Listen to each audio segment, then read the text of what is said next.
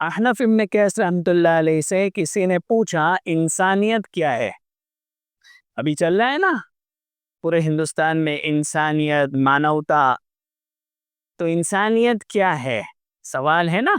Definition of انسانیت کیا ہونا چاہیے؟ تو کیا ہے انسانیت؟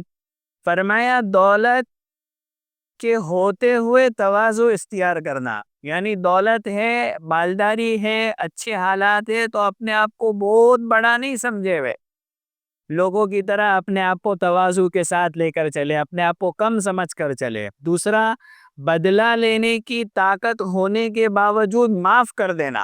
بدلہ لینے کی طاقت ہے لیکن اس کے باوجود بھی اس نے سامنے والے کو معاف کر دیا. بغیر احسان جتائے لوگوں کی مدد کرنا. بغیر احسان جتائے لوگوں کی مدد کرنا.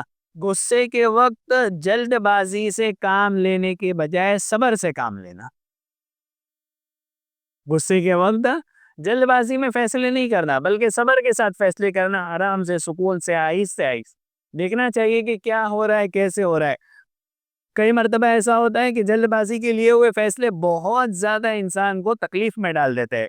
صبر کے 3 فائدے اور جلد بازی کے 3 نقصان. صبر کے 3 فائدے ہیں. صبر کے نتیجے میں مسرت اور خوشی حاصل ہوتی ہے. انسان آہستہ آہستہ چلتا ہے تو ساری چیزیں ابزرو کر کے چلتا ہے، سب دیکھ کے اینالائز کر کے چلتا ہے. سب لوگ اس کی تعریف کرتے ہیں کس اعتبار سے کہ بھائی ٹھیک ہے، جلد باز نہیں ہے، غصہ، مار ڈپٹ، یہ سب حالات ساری چیزیں نہیں کرتا ہے، صبر سے کام لیتا ہے.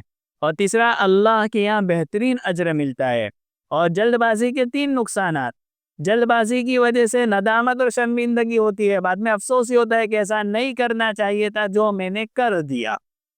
دوسرا، سب لوگ اس پر لعنت و ملامت کرتے ہیں. ظاہر سی بات ہے کہ جب اس کا غصہ ہے اور اس نے سب کے اوپر اس طرح سے اپنے برے اخلاق رکھا ہے تو اس کی وجہ سے بہت ساری چیزیں ڈسٹرب ہو جاتی، تو لوگ کہتے ہیں کہ کیا معلوم کیسا آدمی ہے.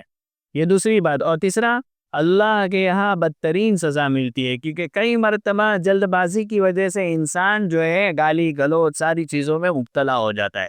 تو اللہ رب العزت سے اپنے آپ کے لیے اچھے اخلاق مانگنے چاہیے اور برے اخلاق سے اپنے آپ کی حفاظت چاہنی چاہیے.